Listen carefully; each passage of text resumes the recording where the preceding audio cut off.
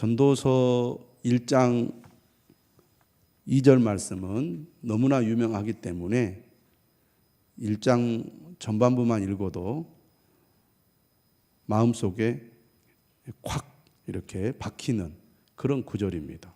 모든 것이 헛되고 헛되다.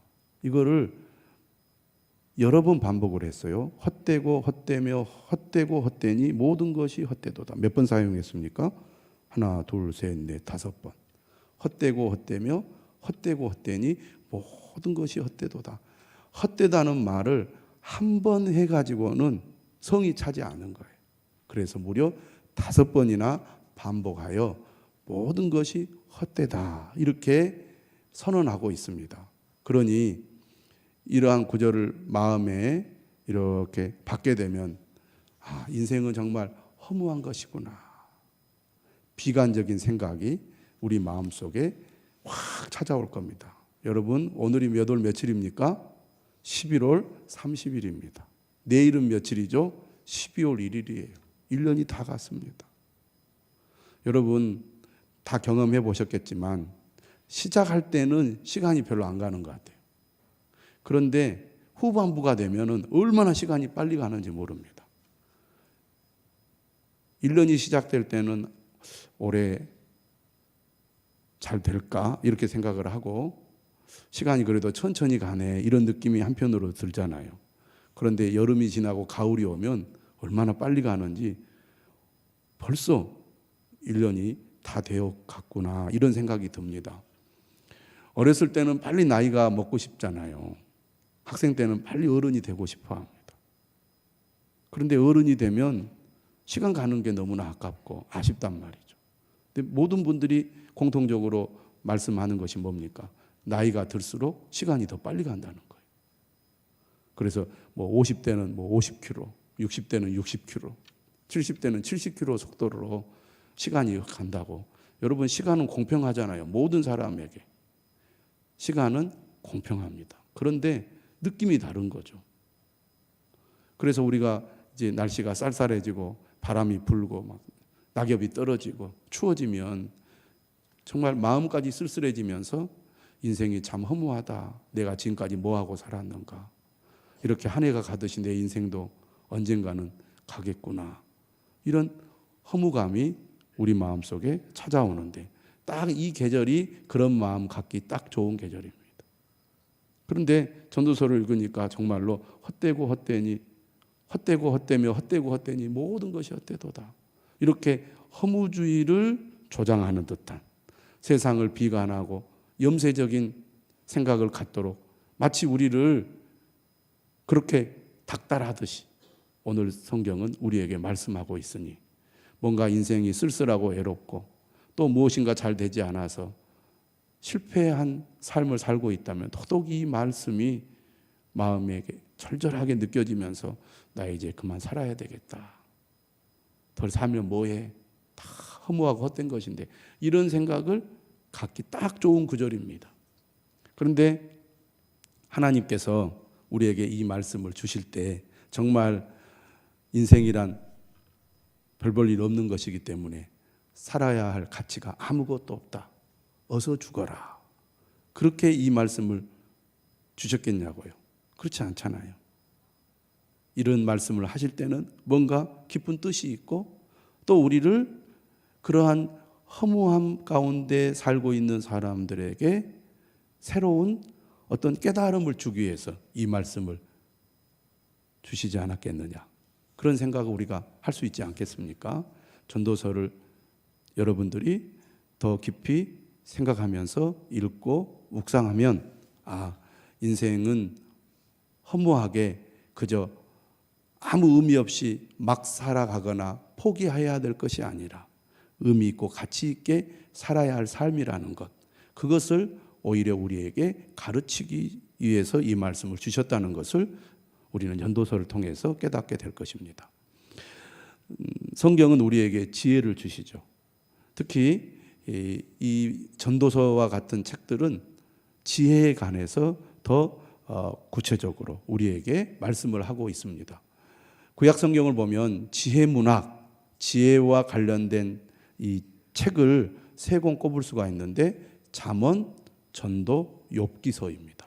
그런데 잠언과 전도서, 욥기서가 서로 관점이 좀 다르다는 거죠.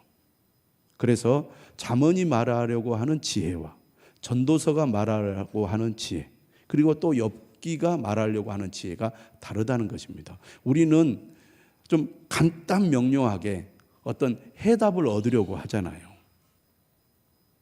A는 B다, A는 C다, 이렇게 간단 명료한 해답을 원하고 또 그것을 얻으려고 많이 하는데, 지혜 문학을 보면 우리의 삶 자체가 간단하지 않고 복잡하기 때문에 A는 B다 또는 A는 C다, 이렇게 간단 명료하게 말할 수 없는 것들이 많다고 얘기를 합니다. 그만큼 우리의 삶이 복잡하고 또 어떤 경우에는 이해할 수 없는 일들이 우리의 삶에 많이 있다는 얘기죠. 그런 의미에서 여러분 전도서 말씀을 관심을 가지고 살펴보고 묵상하고 또 들을 수 있기를 바랍니다. 매일 성경 여러분 가지고 계시다면 86페이지에 어떻게 묵상할 것인가 전도서 안내에 그 글이 있습니다. 거기에 보시면 제가 새벽에도 말씀드렸듯이 지혜서를 크게 두 가지로 나눌 수 있다고 설명을 하고 있는데요. 하나는 규범적 지혜고 또 하나는 반성적 지혜라는 겁니다. 규범적 지혜란 뭐냐? 규범적 지혜란 세상에는 하나님께서 정하신 규범이 있다는 것이죠. 아침에 해가 뜨고 밤이 되면 어두워지고 봄, 여름, 가을, 겨울 같은 계절의 변화가 있고 먹을 것이 풍성한 계절이 있으면 춥고 배고픈 시절이 오는 것 등의 패턴이다. 이 패턴을 잘 알고 미리 대비하는 사람이 지혜로운 사람이고, 이 패턴을 모르거나 알고도 따르지 않는 사람은 무지하고 아둔한 사람이다. 이것이 규범적 지혜고, 규범적 지혜를 가르치는 책이 바로 잠언서입니다. 이 규범적 지혜의 이 중심에는 뭐가 있느냐면 뿌린 대로 거둔다라는 규범이 자리 잡고 있습니다. 그게 하나님의 법칙이죠. 뿌린 대로 거둡니다. 콩 심으면 콩 나고 팥 심으면 팥 나는 것처럼 선을 심으면 그 열매도 선할 것이고 악한 것을 뿌리면 그 결과는 나쁠 수밖에 없다는 겁니다. 예수님의 말씀도 그렇고 또 바울 서신을 읽어봐도 이런 규범적 지혜에 관한 말씀들이 많이 있습니다. 그것이 어떻게 보면 우리가 세상을 살아가면서 지혜롭게 사는 길이라고 하겠죠. 그런데 반성적 지혜는 뭐냐? 이러한 패턴에 예외가 있다는 것입니다. 예외가 있다. 그것을 말해주는 대표적인 책이 바로 욥기서입니다. 여러분 기억하시듯이 욥기는 누구보다 하나님의 말씀을 잘 따르고 그 말씀대로 살았던 믿음의 사람이었습니다. 그런데 그가 생각할 때는 도저히 이해할 수 없는 일이 그에게 일어났잖아요. 재산을 다 잃어버리고 자식을 다 잃어버리고 몸에 병까지 들고 아내까지 자신을 저주하면서 비난을 했습니다. 더 나아가 친구들까지 그를 공격을 했어요. 네가 그렇게 고난을 당한 것은 분명한 이유가 있을 것이다. 네가 하나님 앞에 잘못한 것이 없는데 어떻게 그런 고난이 있을 수 있겠느냐. 네가 지금 고난을 겪는 것은 하나님께 잘못이 있기 때문이다. 하나님께 죄가 있기 때문이다. 그렇게 공격을 하거든요. 그게 규범적 지혜죠. 그런데 욥은 거기에 대해서 반발을 합니다. 자신은 정말 하나님 앞에 정직하게 그리고 진실하게 최선을 다해서 믿음으로 살았거든요. 그런데 이해할 수 없는 일이 생겼다는 거죠. 이처럼 우리의 삶에는 그런 예외가 있다는 겁니다. 다시 말하면 열심히 신앙생활을 함으로 하나님이 주시는 복을 받고 누리는 성도들이 있습니다. 또 그런 삶을 살아갈 때가 있습니다. 그런데 열심히 신앙생활을 해도 어려움을 겪거나 고난을 당하는 성도가 있는가 하면 언제는 열심히 하나님을 잘 믿었는데 잘 되다가도 또 언젠가는 열심히 했음에도 불구하고 무슨 일이 잘 안 되는 그런 경우도 있더라 그 말입니다. 그런 예외적인 경우가 있는데 이게 이제 반성적 지혜. 왜 그런가? 그러면 어떻게 해야 되는가? 여기에 대해서 말해주고 있는 책이 욥기라고 한다면 반성적 지혜는 이렇게 예외가 있다는 것을 알려주는 것만 있지 않고 규범적 지혜가 말하는 패턴과는 다른 시각에서 바라보는 그런 관점, 그것이 바로 전도서가 말하려고 하는 지혜라는 겁니다. 그래서 특히 전도서는 무엇을 강조하느냐? 매일 성경에도 나와 있죠. 규범적 지혜가 규정하는 선과 악의 이분법에 의문을 제기하고 있다는 것입니다. 두 번째로는 하나님의 무한하심과 인간의 유한성을 극명하게 대비시키고 있다는 거죠. 이것이 이 전도서의 좀 두드러지는 특징이라고 하겠습니다. 오늘 우리가 읽은 본문도 이 부분이 매우 강조되고 있어요. 하나님의 무한하심과 인간의 유한성. 자, 오늘 본문으로 가보면 이제 전도서의 서론이잖아요. 여기에서 핵심 단어가 바로 헛되다는 단어입니다. 이 헛되다는 단어의 의미를 이해하는 것이 전도서를 이해하는 데 매우 중요하다는 것, 그 말씀을 먼저 드리고 싶습니다. 매일 성경을 보시면 거기에 이 헛되다는 단어의 히브리어가 나옵니다. 여러분 매일 성경을 보신 분들은 찾으셨을 거예요. 그 헛되다로 번역된 히브리어 단어가 뭡니까? 뭐예요? 헤벨. 따라서 합시다. 헤벨. 헤벨이라는 단어. 발음이 좀 이상하죠. 헤벨. 근데 이 헤벨이라는 단어의 뜻이 뭐냐면 입김, 수증기, 한숨 이런 뜻을 가지고 있습니다.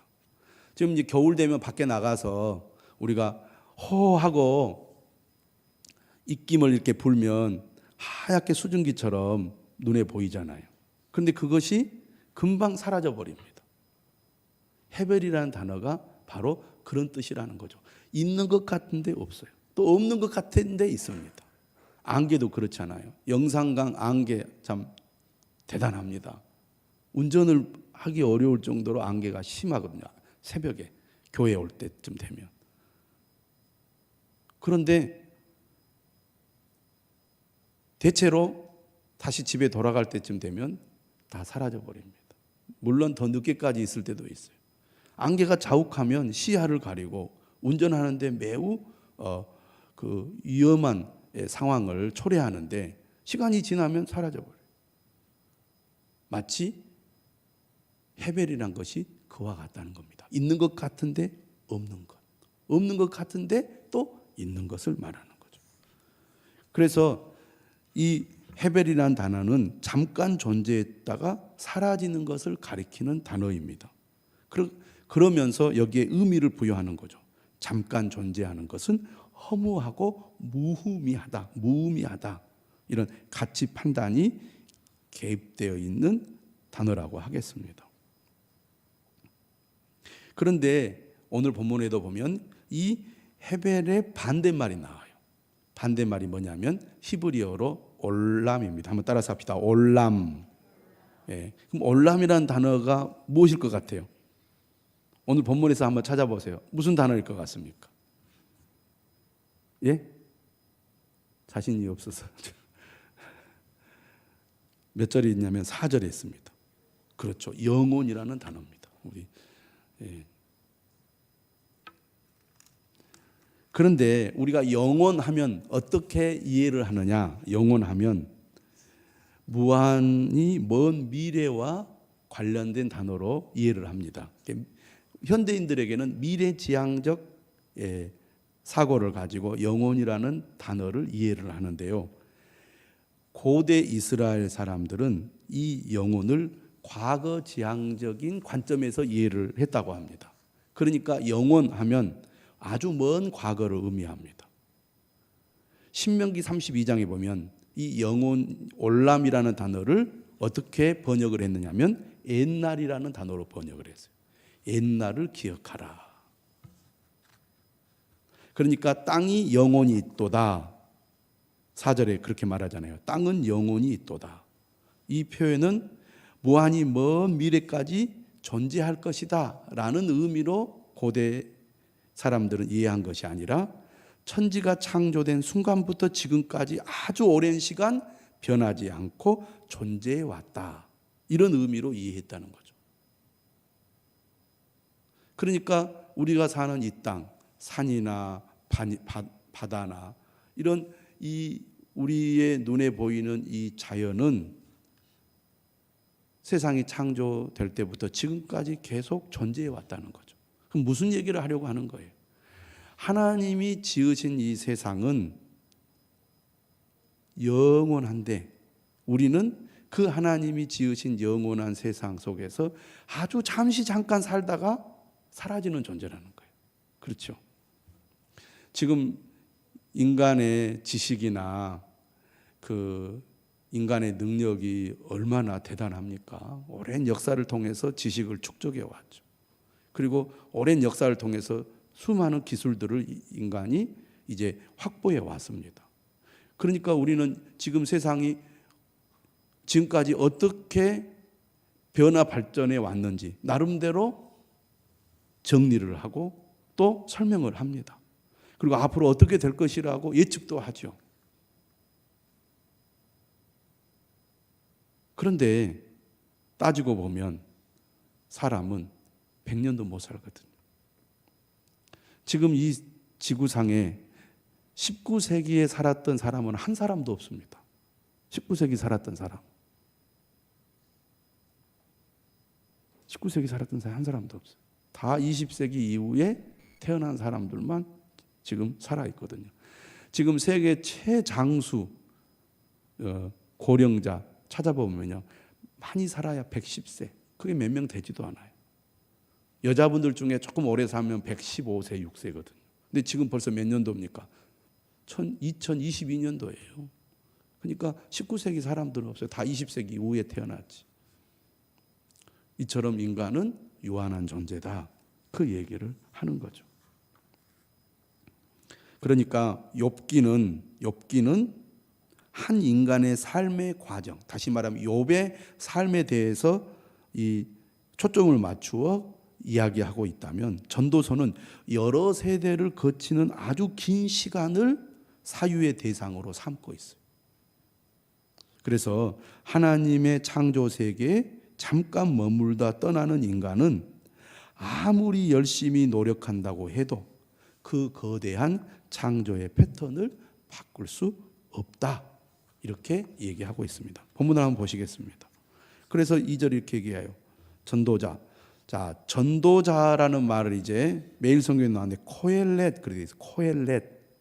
그러니까 이 코엘렛은 이게 다르게 말하면 설교자라는 뜻입니다. 근데 이제 우리는 전도자 이렇게 번역을 했거든요. 1절에 보니까 이 전도자가 누구라고 얘기했냐면 다윗의 아들 예루살렘 왕이라고 말합니다. 그럼 누구라는 얘기죠? 솔로몬이라고 하죠. 그런데 성경에는 사실 솔로몬이라는 이름이 등장하지 않습니다. 그래서 이제 이 비판적인 학자들은 솔로몬이 기록했다고 볼 수 없다. 이렇게 주장하기도 하죠. 그런데 어떻든 전통적으로 이 전도서는 솔로몬이 기록한 것으로 그렇게 알고 또 믿고 있습니다. 또 우리가 구약 성경을 보면 가장 뛰어난 지혜자 꼽으면 역시 솔로몬입니다. 솔로몬처럼 세상에 이 풍부한 경험, 또 풍부한 지식, 또 놀라운 삶의 경험을 한 사람이 없거든요. 그러니까 어떻게 보면 지혜의 최고봉이다. 그렇게 이야기할 수 있습니다. 그런데 이 전도서는 솔로몬이 이 인생의 후반기에 이 책을 기록했다. 이렇게 보고 있습니다. 자, 헛되고 헛되며 헛되고 헛되니 모든 것이 헛되도다. 해 아래에서 수고하는 모든 수고가 사람에게 무엇이 유익한가? 이것이 유익한 것이 무엇인지 질문하는 표현인지 아니면 수사 의문으로서 유익한 것이 없다고 말하는 것인지 어떻게 보면 분명하지 않아 보입니다. 4절에 이렇게 말하죠. 한 세대는 가고 한 세대는 오되 땅은 영원히 있도다. 하나님의 창조 세계는 과거부터 지금까지 변함없이 여전히 존재하지만 이 땅에 태어나서 살아가는 인간은 그가 아무리 뛰어나고 아무리 위대한 삶을 살았다 할지라도 잠시 잠깐 있다가 사라지는 유한한 존재라는 것이죠. 그러면서 하나님의 창조 세계에 대해서 얘기를 합니다. 5절에서 이렇게 이야기하죠. 해는 뜨고 해는 지되 그 떴던 곳으로 빨리 돌아가고 바람은 남으로 불다가 북으로 돌아가며 이리 돌며 저리 돌아 바람은 그 불던 곳으로 돌아가고 모든 강물은 다 바다로 흐르되 바다를 채우지 못하며 강물은 어느 곳으로 흐르든지 그리로 연하여 흐르느니라.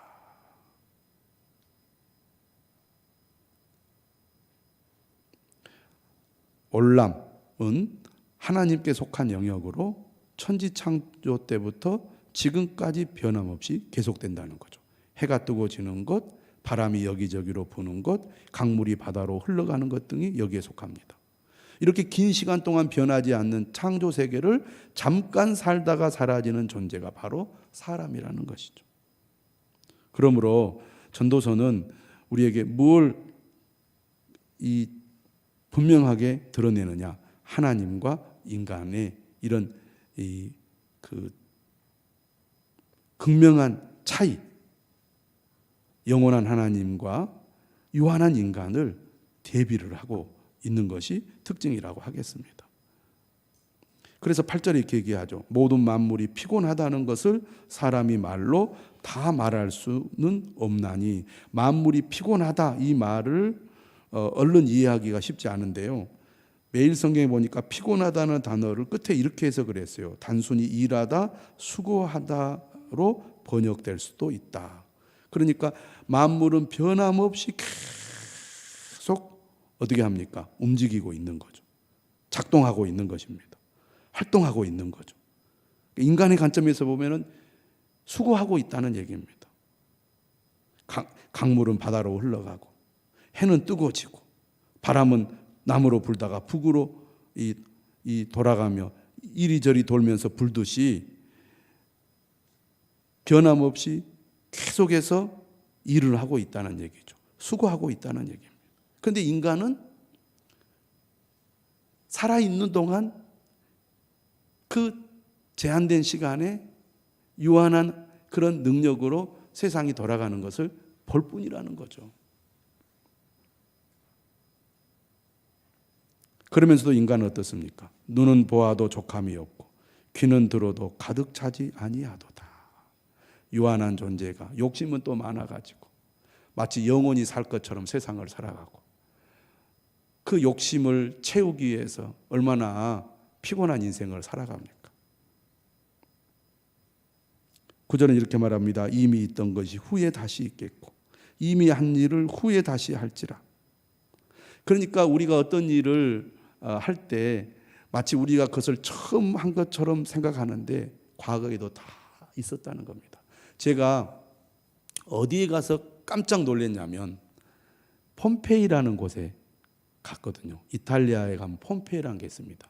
그게 주후 100 몇 년에, 그러니까 2000년 전이죠. 그 산이 폭발해가지고 화산이 폭발한 거죠. 그래가지고 그 폼페이라는 도시를 완전히 덮어버린 겁니다. 그래서 노는 사람, 일하는 사람, 가족과 함께 하는 사람이 그 자리에서 그대로 다 굳어서 죽어버렸어요. 그래가지고 그것이 이제 재에 덮여가지고 그것이 오랜 기간 동안 이제 땅 속에 묻혀 있었습니다. 그런데 정확히 제가 기억이 안 나지만 아마 18세기나 됐을 거예요. 18세기, 19세기 이렇게 아주 근래에 들어와서 이제 고고학자들이 발굴을 하기 시작한 거죠. 그래서 발굴을 해서 이제 이제 공개를 하게 되어 가지고 지금은 이제 관광객들이 가서 보게 되는데요. 화산에 이렇게 다 녹으면서 그 사람의 그 형체만 사라지고 그것을 감싸고 있는 딱딱한 것은 그대로 남아 있는 거잖아요.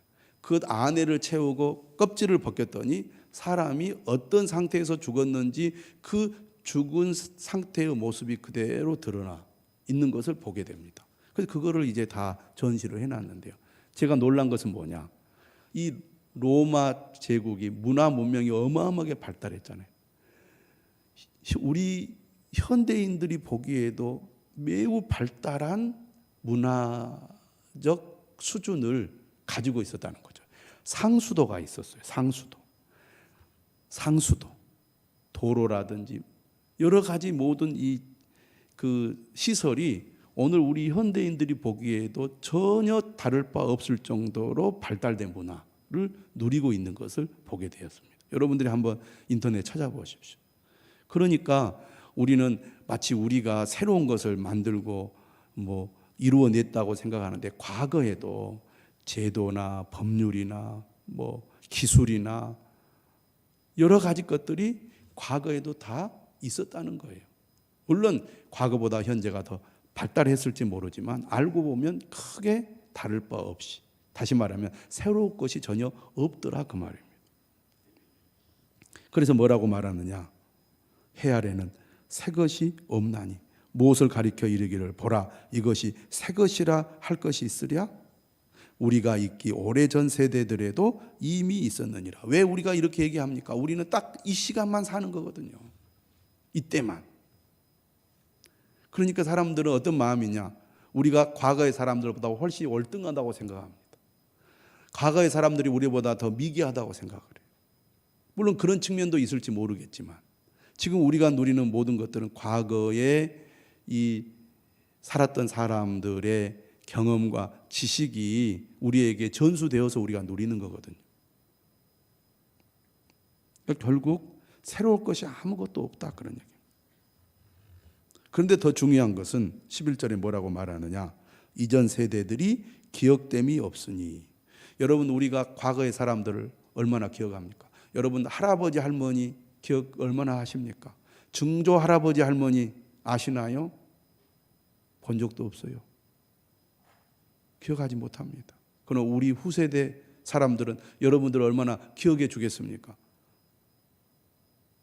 기억도 못합니다. 그만큼 인간의 삶은 유한하다는 것이죠. 하나님은 영원한데 인간의 삶은 유한하다는 겁니다. 그런데 이 유한한 삶을 살면서 그냥 중내산해 하면서 발버둥 치면서 예를 쓰잖아요. 그러면서 왜 인생이 이렇게 힘들까? 또 왜 이렇게 허무한가? 이런 생각들을 가지고 살아간다 그 말입니다. 오늘 이 전도서 1장은 우리에게 뭘 얘기하느냐? 결국 인간의 삶은 유한하다는 것입니다. 내일 일을 알 수가 없다는 것이죠. 그러면 뭘 말하려고 하는 겁니까?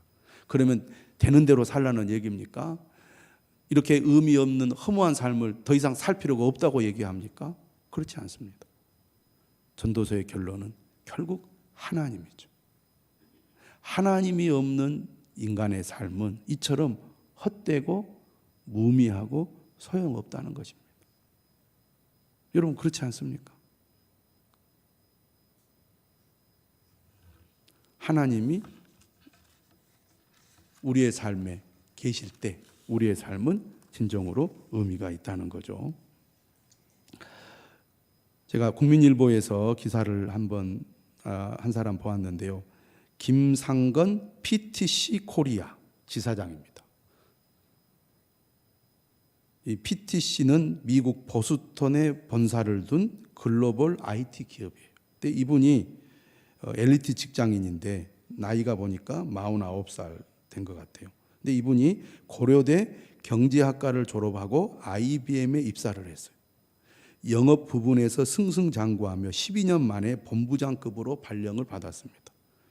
회사에 막대한 수익을 창출하며 성취한 빠른 승진이었다고 합니다. 근데 이분이 이렇게 인터뷰를 했어요. 제 별명이 IBM의 김독사였습니다. 독하고 집요하게 일했고 한 번 물면 놓지 않았습니다. 안 되면 되게 하라며 자신과 주위를 몰아붙이던 사람이었지요. 이 정도로 그가 착하게 살아서 빠른 시간에 성공을 했습니다. 그런데 2007년 거침없이 질주하던 그의 삶에 제동이 걸렸다고 합니다. 가정 불화가 극심해졌고 개인적 문제들이 터져 나왔다는 거죠. 그때 그가 이런 생각을 했다는 거예요. 뭔가 실이 끊어진 것 같았습니다. 인생에서 중요하게 여겨온 가치들이 단번에 사라진 느낌이었습니다. 치열하게 살며 승진해 연봉을 높이고 더 큰 집으로 이사하고 아이들을 좋은 대학에 보내는 것이 보통 한국에서 말하는 성공인데 이 김 지사장에게는 그저 모든 것이 허무하게 느껴진 거예요. 피나는 노력으로 일군 성취에서조차 의미를 찾지 못하는 무기력한 삶이 이제 시작이 된 겁니다. 그러니까 허무함을 느낀 거죠. 성공의 가도에서 제동이 걸리는 거죠. 여러분, 우리 삶이 다 그렇습니다. 잘 나가는 인생도 어느 순간에 제동이 걸려요. 건강에 문제가 생긴다든지, 직장에 문제가 생긴다든지, 가정에 문제가 생긴다든지, 아니면 갑자기 죽음이 찾아온다든지 반드시 제동이 걸리게 돼 있어요. 왜? 인간은 그만큼 유한하고 제한된 존재이기 때문에. 이 사람도 그런 거예요. 그러던 중 공허한 마음을 달래려고 어디를 갔냐면 골프를 하러 갔다는 거예요. 골프. 우리나라 사람들 골프 좋아하잖아요. 그런데 수심 가득한 표정을 본 동방 골퍼가 말을 걸어왔어요. 같이 교회 한번 가봅시다. 평소 그리스도인을 나약하다고 생각해 왔지만 너무 힘들었기에 선뜻 응했다고 합니다. 그래서 2008년 처음 이제 교회를 나가게 되었고, 첫 번째 목장 모임, 우리로 말하면 셀 모임에서 그의 인생이 바뀌게 된 거예요. 반포의 한 아파트에서 몇몇 가정이 모여서 돌아가면서 짧게 기도하는 자리에서 그냥 통곡을 하고 말았다는 거죠. 하나님 아버지, 그렇게 이제 본인이 그렇게 기도를 한 거죠. 하나님 아버지. 그렇게 하나님 아버지만 부르는데 그 다음부터는 그냥 울었다는 거예요. 남자가 운다는 게 쉽지 않잖아요. 가슴이 뜨거웠고 마음이 편했다는 거예요. 이게 뭘까?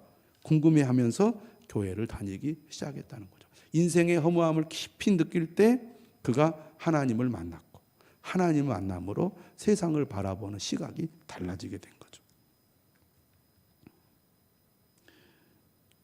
그가 변했어요.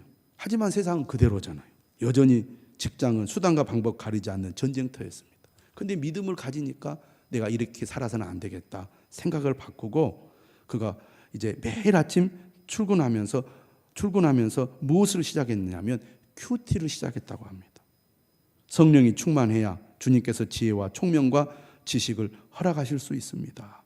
그 힘으로 회사 일을 해야 경쟁을 계속할 수 있었습니다. 이렇게 그가 아침마다 하나님을 찾고 하나님의 말씀을 묵상하면서 그가 이제 다시 삶의 의욕을 찾고 새롭게 출발해가지고 지금 이 PTC 코리아 지사장이 됐다, 그런 얘기입니다.